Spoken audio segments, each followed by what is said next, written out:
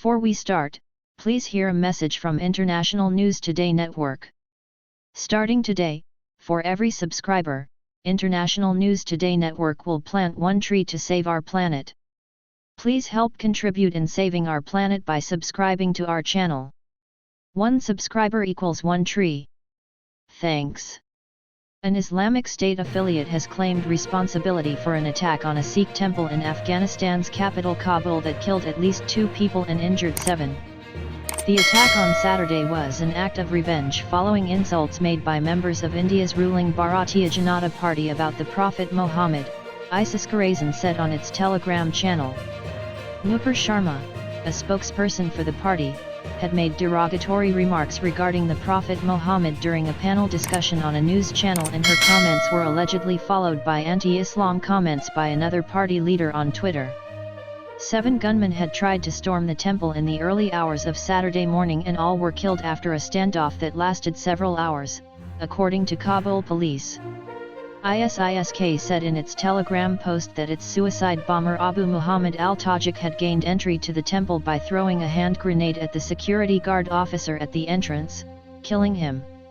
Armed with a rifle, pistol, and hand grenades, he proceeded to shoot the worshippers inside the temple, ISISK said.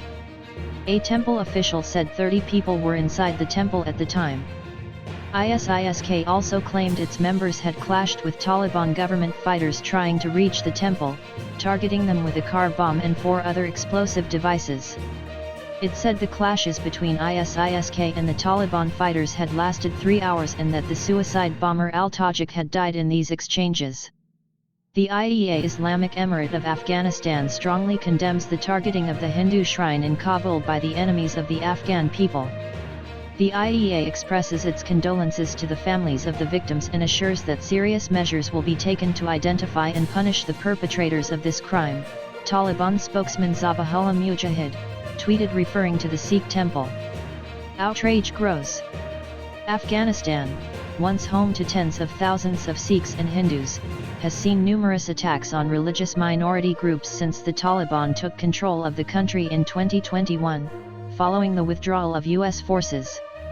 Last year, ISIS claimed another attack against the Sikh community that killed more than 24 people at another temple in Kabul.